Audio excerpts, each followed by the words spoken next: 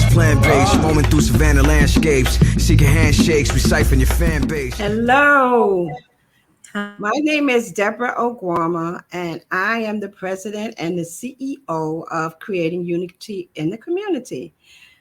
We have been a 501c since just recently, but we started out in 2009. And we celebrate African panism through the practice of the Kwanzaa culture with traditions and a wonderful programs to unite performers and vendors and speakers and libation to the ancestors for unity in the community. We today have a very, very special guest. But before I bring her on, creating unity in the community, I always say that we have a choice for change and accountability to rejuvenize our community. So let's make a better community, a better people, and work together. So today, we have a friend that I have known for a lot of years, my sister friend. We go back to the days of Keepers of the Flame. She had a performing organization that would perform at the Museum of Natural History for the Kwanzaa program every year. Her name is Tamani Jordan. But now, since she has written a new book, and she's written several books, the new book, In the Light We Awaken, she now goes by Oracle T. She is an intuitive advisor, performing artist. She's a storyteller, a poet, and an early childhood educator that she spent several years educating our children until she retired. So I'm going to bring her on and so that she can discuss and talk about her journey and writing her latest book, In the Light We Awaken, Poetically Speaking. So without further, here she is, Oracle T. Peace and many blessings to you, Queen Deborah. How are you? Thank you. I'm doing well. Thank you. Good, good, good, good. So Yes, tell me a little bit about your book and how did we come to this journey now in your life? this is my book. Oops. Yeah. In the Light We Awaken, Poetically Speaking. And this is the revised version of it. I have always, since I can remember, at least since I was in the second grade, information would just come to me. I didn't know how it was coming to me, but I'd speak to my mom about certain things and she would ask me, well, how do you know that? Who told you that? And I said, I don't know. Sometimes I just hear things, in my right ear, like someone speaking to me. So she never made any big issue about it. But, as I got older and got around, different people that would talk about metaphysical things, then that's when I started, learning, well, oh, I have something, special. How I came about writing this book is that I was impressed upon with certain words, certain affirmations, and I decided that I wanted to start a YouTube channel. So I went on YouTube and I looked at different people that were that were doing like card readings, and I felt connected to that. But at the same time, I wanted to create my own oracle cards, which I did. And not only did I create my own, I actually drew this picture. I'm not an artist, but somehow this came through when I was taking an art class. And how I created these cards was through, again, YouTube, a young lady talking about if you want to create your own oracle cards, then you can upload some free, copywritten free pictures. So I went on that particular site. In my mind, I was impressed with the theme. I put the theme in. They have hundreds of free pictures. And as I scrolled through pictures, certain ones, stood out. They really impressed me. So those were the ones that I uploaded. So it took me some weeks, in order to, get these cards. But actually, I have the stack is actually about that high of cards. But then I just, I just shuffle all of them and then I just pick a bunch and see what happens. And since I know numerology, it was also impressed upon me that when I do consultations or readings, I have a sitter in front of me, I will ask them to give me a number because I do like numerology. I'm still studying numerology. You never know too much. It's always, revolving. And whatever number they give me, I would count out that amount of cards. But when I stop at the number they gave me, that's the card that I would read. And usually when I do the consultations, I'll ask the person to give me at least 5 cards. This way I can create a storyboard and tell them, the meanings and, what comes through as far as how I would read those cards. So let's do a short demonstration and let's use myself, okay? Oh, I'm okay. going to give you a number, okay? Okay. It's going to be the number 2. 2. Okay. So what you see me doing, I'm shuffling the cards. I'm going to place them on the table and I'm going to fan them, as they say, fan them. This table is not too sturdy, so it may start shaking a little bit. So you can hear me fanning. I'll fan it twice. And then I'm going to cut the cards. Okay, I'm gonna lift them up so you can see them. So since you said you want the number 2, I'm going to count 1, and then the second card will be your card, okay? So Okay. this is the first card, and this is the number 2. Oh, okay. Okay. Okay, now this card, when I look at this card tells me that there's balance. I'm getting impressed that you're doing a lot of things, and this card is representing that you have to balance yourself. You have to time yourself. You have to breathe, in other words. I see you doing a lot, but the things that you are doing is also dealing with money. I'm seeing money. This is legal matters, papers, signing legal documents. Okay, this also is telling me that there's a partnership involved in this. There's some sort of partnership involved. And also, you can't really see it because it's right here in the corner. This is the gavel. So when I see the gavel and feel like the energy of this balance, and because this is a third piece that goes with these scales, this also tells me there's a lot of communication going on. There's a lot of communication going on. This is balance, partnership, and 3. There's some support there. So within that partnership, you have the support. You have the support here. So not only are you going to be or are in business with a partner, there's a love interest combined with it some kind of way. Okay, can I comment on it? Can I say? Oh, Yeah. of course. Absolutely. Okay. So my take on it is that I do have a scale.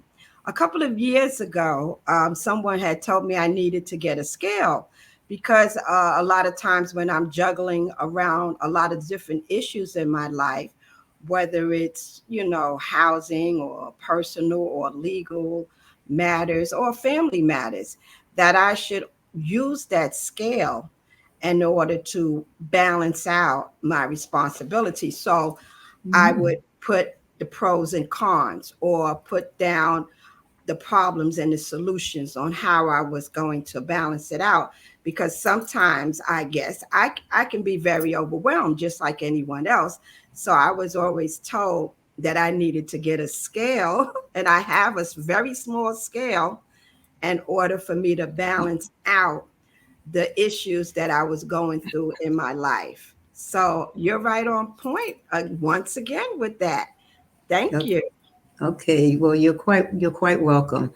So I Also, go ahead. also because you actually confirmed it, this card tells me that it showed up on your number 2. It showed up because you need to reconnect with what that person told you to do. You Yes. understand? Oh, You most know, definitely. the thing is, what I love about, these cards, the pictures that, was impressed upon me to, pick certain, pictures, is that since I've been doing this, since I've had my cards, I've been doing this going on like 2 years now. The people that I do consulting with, or my sitters, they can 100%, they can always relate to that card. It's not so much me. All I'm doing is telling the story. Your spirit picked the number. And by me shuffling, the spirit led this card to be your number two. And so it's only just reminding you, because you already know, what you know, and you know what, the person that told you about getting the scale, from the past. You already know. But this is just a reminder, because obviously, you are feeling overwhelmed. Okay, thank you. So let's kind of dive right into your book because of a lot of the affirmations. One of the affirmations I can 100% again identify with, and I also wanted to read one of them, which really touched me personally again, and it's Okay. called The Circle of Light. Okay. In the circle of light, we awaken, knowing the deepest truths lie within the soul print of the past, present, and future steps towards our journey. We plant our seeds of intention deep in the earth's core, nourishing the many phases and stages of faith and expectation. Expectation. In the circle of light, we awaken to the fire within the sparks and unite through thoughts of creativity, okay, which is really important. Designed to inspire, travel with me, circle of light, where truths are revealed, where we are not strangers. We meet many moons, past soul travelers are we in the circle of light. That's beautiful. Very Thank, beautiful. I love it. thank you. Thank you. Thank you. Thank you. So what inspired you to come up with these various poems because you have various titles and very inspirational, especially, if somebody, whether somebody is going through anything, it's just that we need to really stay in a positive realm and we need to be as positive as we can because there's a lot of things happening each and every day of our lives. So this is like an extra pick me up. Like some people may need a cup of coffee in the morning or they may need to exercise and work out. Mhm. I believe in all of the above. Yes, the body also needs nourishment, but also the mind, body, and soul. And this really connects our mind and our body and our soul. So, explain to me how you came up with some of these poems and poetries. Well, the poems and the affirmations, they come through me. I don't sit down and think, oh, I'm going to write this, I'm going to write that. They just come. And sometimes I get encased in this like total euphoric field of energy. And if I had to describe it, it's like being encased in pure love. It's something I've never experienced, and I don't think I could probably ever experience it with a person per se. But yes, with this energy, and it just makes me feel like I need to have a pen and paper. And so I sit with a pen and paper, and then it just starts to flow. And once it's finished, I'm like, wow, So this is new for me, in reference to being, more mature than when I was younger and things were coming to me and my mother wasn't saying anything, she wasn't saying yay or nay. She would just say, oh, okay. And that was it. So to tell you how they came about, just spirit just sits me down and have me writing. And once I've finished writing, it's like, wow, okay, so I need to put this in a book. because not only does it touch other people, but it touches me very deeply. Like I have although this is, yes, a poetry book, it's also a journal. So in the back there, I have on each page toward the back half, I'll have a sentence, which is an affirmation. And then there's room for you to, write whatever goes on with whatever, excuse me, whatever is going on with you during that day or that week or that month. And so this is like a story starter, or an uplift. I'd like to read one affirmation, if I may. Um, Yes, I'm, go I'm ahead. just gonna I'm just gonna open up to the back and just read one. Okay. Let's see. Right. Okay. Oh, here's one. Tears release my discomfort. I am healing. So that's an affirmation, and then you just jot down whatever you're feeling for that day or week or whatever transpired.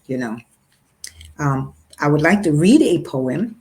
Matter of fact, the first poem that's in this book, and I put it in the front because I felt that if a person picked up this book and they wanted to read the first poem, I felt it would resonate really, really strong with that person. And this poem is called Spirit Star.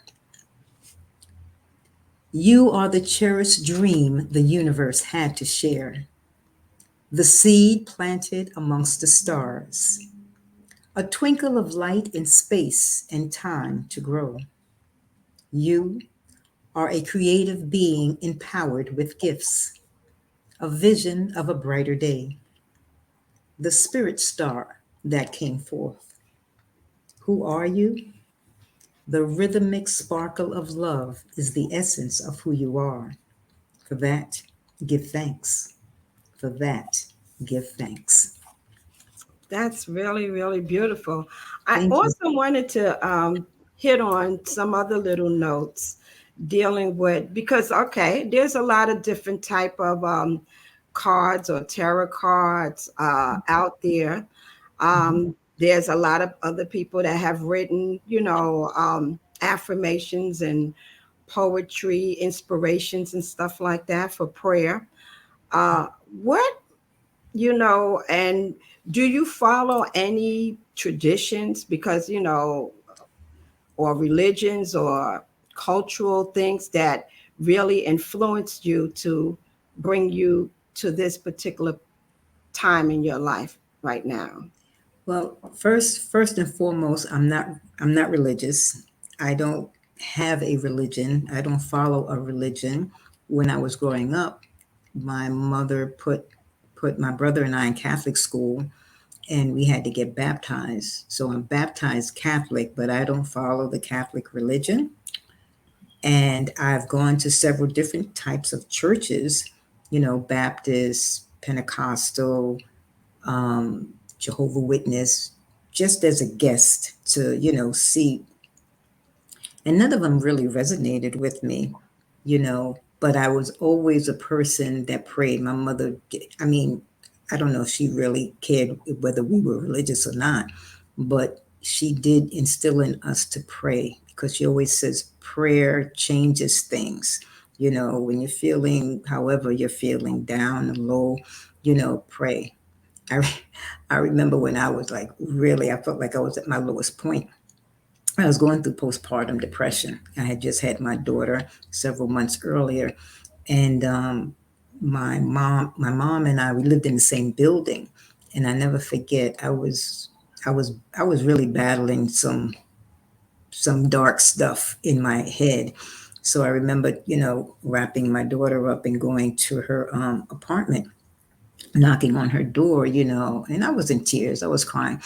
And I said to her, when she opened the door, and I'm standing in the hall, of course, and I'm saying, I don't feel good. I don't feel right. Something's not right.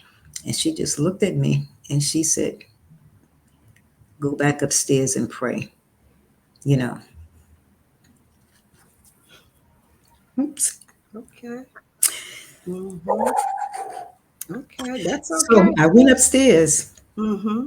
I went upstairs And of course, I'm crying, and I did pray. I put my daughter back in the crib, and I'm praying, I'm praying, I'm praying. And at the time, I didn't have a telephone, right? And I'm being pulled in different, and the positive and the negative in my thinking, you know. And my doorbell rang, so it took a lot for me to even get up because I was feeling very heavy. But I got up. I looked through the peephole, Okay. and it was my father. Mm. He came to visit me, unexpected. Mm-hmm. And I said to him, I said, I just threw my whole body, on him. And I said, Daddy, Daddy, I don't know. I don't feel right. I don't feel right. So he said, okay, okay. So he came in. At the time, my daughter was in her t-shirt and her pamper. He said, okay, get her dressed and we'll go for a ride. So I got her dressed. We went for a ride and we were just talking, not about my situation, because I don't really know what my situation was. I was just feeling depressed. So, but he was just talking about everyday kind of stuff. And it just lifted. It just lifted. And I'm telling you this story, and it's still very, emotional for me that I did go upstairs. I did pray and I cried. And and whatever that energy was, it brought my father to me. Now, Okay. at the time I lived in the Bronx, my father lived in Manhattan, you know, and it was just such a great connection because I think if he had not come, we would not be having this conversation. I would not be Mm. on this planet. And Okay. that's all I can say. So yes, prayer is very, very special to me, and it works. It really and truly works. But you have to do it. You have to feel. It's not about words. You have to really feel. You have to feel that energy, that vibration. It has to be real. It can't be fake. So Yes. yes, prayer. Yes. Not like I said, not claiming a religion, and I'm not with any group, like any cultural group, although I've been around different cultural groups, spiritual groups, and I guess I just take a little from each one and combine it, within myself because I pick up a lot of different energy or vibrations. I know what I can take in and what I have to leave to the side. Mm. And that's how I've been living my life. And I mean, I can tell you some stories, Deborah, that are such eye openers. Um, and I have dreams too. I have, like, I guess you call them revelation type dreams. Mm-hmm. Mm-hmm. Uh-huh. And when I wake up, and the first thing I say is, "Wow, what was that about?" But then I'll sit down and I'll think about that dream and say, "Okay, I jumped this, and it's one particular one. I'm not going to go into the dream itself, but I remember saying after got myself together, I says, I better go to the doctor. I went to the doctor, got some blood work done, and it saved my life. I'll Okay. leave it at that. Okay. Okay. And that is so resonating with so many things that we go through in life. People don't realize as humans, we're here, we're placed on the planet, we're born, we're given families and you know but the connecting factors with all of us is just the true basics through prayer. Prayer does change. It doesn't have to claim any religion or any tradition or whatever you're going through.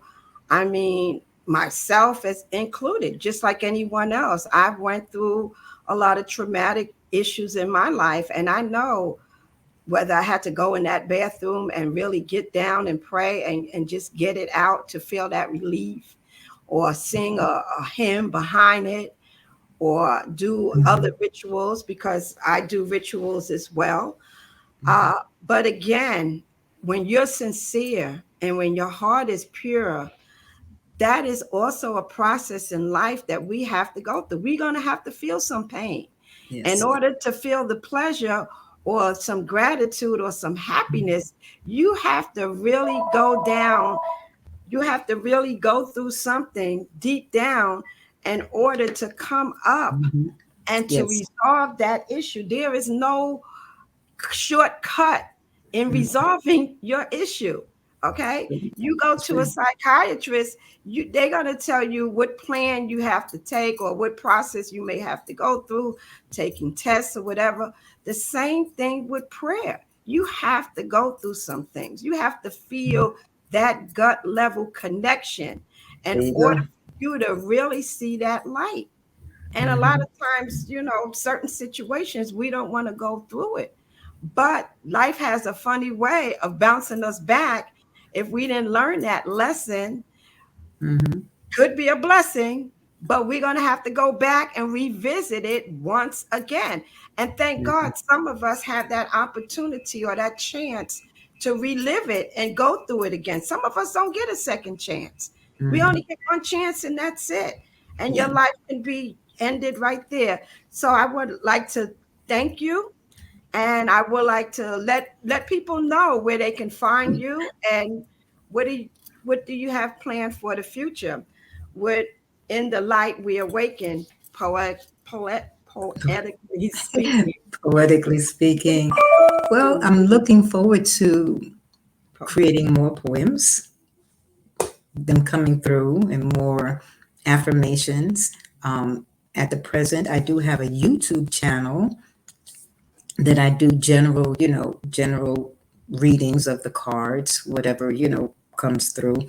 And my YouTube channel is called ORACALL, ORACAL, then a space, and then the letter T, as in Tumani. Now, ORACALL, that Spirit gave me that name, and it's I guess it's an acronym because I said, okay, what does this mean, ORACALL? And Spirit gave it to me as offering realistic advice, channeling ancestral legacy. Okay. And the T stands for Tumani, the universal messenger affirming Nubian independence. Okay, so thank you very, very much. Thank you. Hopefully you'll be coming back and visiting us again at Creating Unity in the Community. Would love to. Thank you, my sister, my long-term sister. Yes, Keepers, I remember you as Keepers of the Flame. Yes, okay? Thank you. Thank you, thank you, thank you. And if you like what you heard, can you please like, subscribe, and thumbs up for the YouTube channel. We thank you and we'll see you again. Diet is plant-based, roaming through savannah landscapes, seeking handshakes, we siphon your fan base. Plan dates to inundate your airwaves all day, lurking every corner like that roach in the hallway. Tribal, sacrilegious ceremonies, we got machetes but I put the double barrel to your homie. Can't teach this, my DNA kid, I bleed this. Genius, drop part one and made him fiendish. Brothers trying to sound deep, talk about Egypt. I tell him take a trip there before you start speaking. Abidjan, Don, style is Burkina Faso. Murder y'all slow while I'm swerving through Lagos. God knows I'm nice. Large bowls of rice, it's a gold mine. We ride, keep large goals in sight. You know what I mean? Say it, say it, say it.